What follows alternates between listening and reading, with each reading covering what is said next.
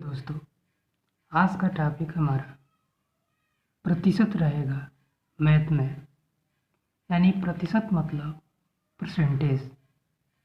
यानी परसेंटेज का मतलब ये होता है कि कोई भी वस्तु जो होती है वो सब 100% होती है। कैसे? तो प्रतिशत दो पार्टों में बटा होता है। एक प्रति होता है, प्रति, और दूसरा होता है शत। अगर इसको हम देखें कि प्रति मतलब प्रत्येक होता है और शत मतलब पूर्ण होता है, यानी 100 होता है, 100% होता है। यानी कोई भी वस्तु है, यानी ये बुक है तो ये बुक यानी एक है तो ये प्रत्येक हुई, और ये पूर्ण है, पूर्ण बुक है, कॉपी है तो वो 100% है। यानी कोई ये पेन है तो ये पेन एक है और ये पूर्ण रूप से 100% है तो ये 100% बोला जाएगा। यानी कोई भी वस्तु अपने आप में 100% होती है। तो हम प्रतिशत का परिभाषा हम दे सकते हैं कि कोई भी वस्तु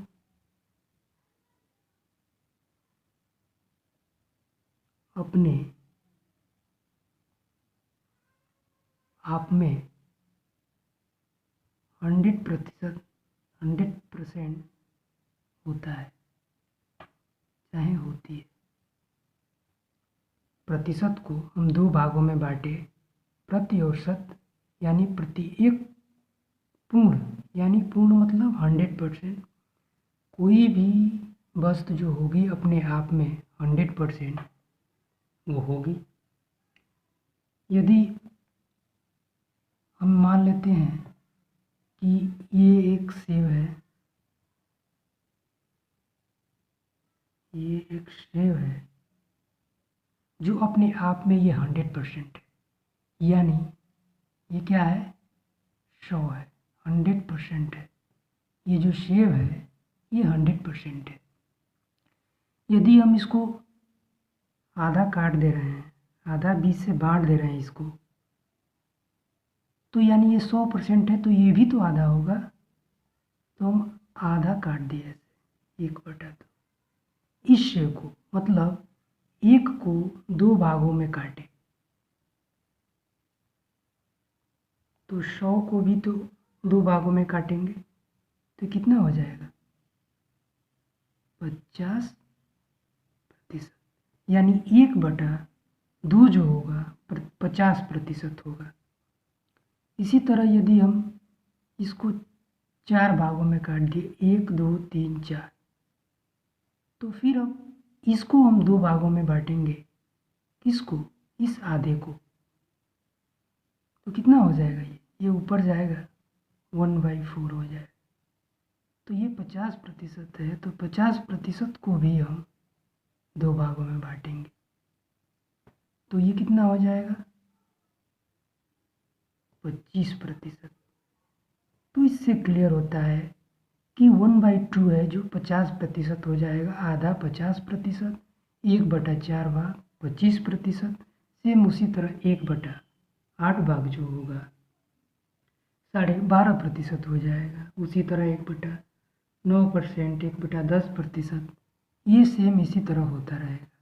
और एक चीज़ बता दे रहे हैं, यदि किसी वस्तु का जो हर 100% हो तो वह प्रतिशत में है। यानी अगर वह हर 100% है और उसके अंश में कोई भी नंबर रहेगा तो वो उतना परसेंट बोला जाएगा। तो पहले तो हम ये अंश के बारे में बताएं, अंश क्या होता है और हर।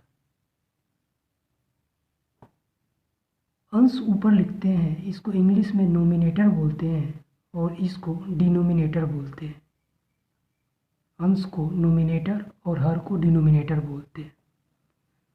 यदि कोई वस्तु, क्या कहें, यदि कोई वस्तु 100% है यानी उसका जो हर है वो 100 होगा।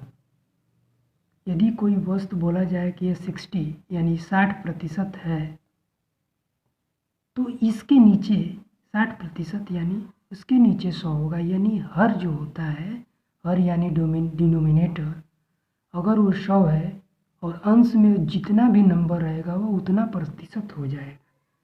60 है तो 60% हो जाएगा।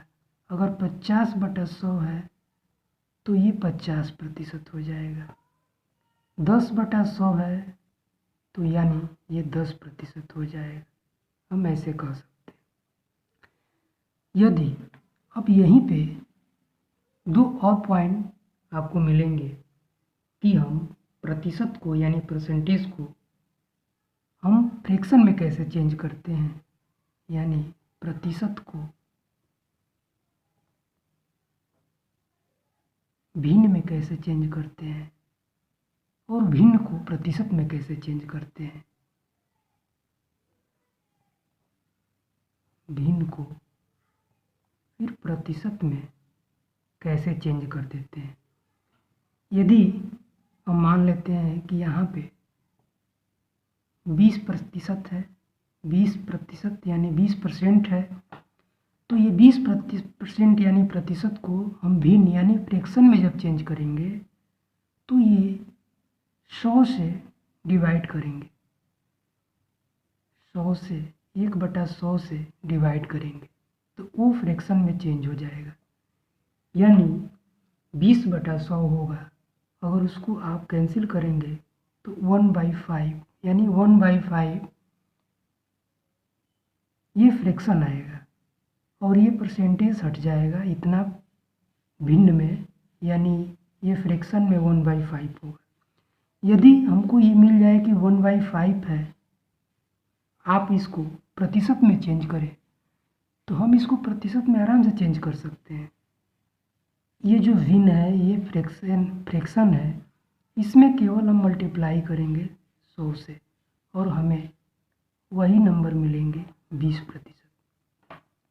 यानी 20% को भिन्न में चेंज करें, 20% को फ्रैक्शन में चेंज करें तो 1/100 से मल्टीप्लाई कर देंगे और भिन्न को प्रतिशत में चेंज करें तो 100 से मल्टीप्लाई कर देते हैं। तो अब इस पर हम सारा क्वेश्चन बताएंगे, आप ध्यान दीजिए।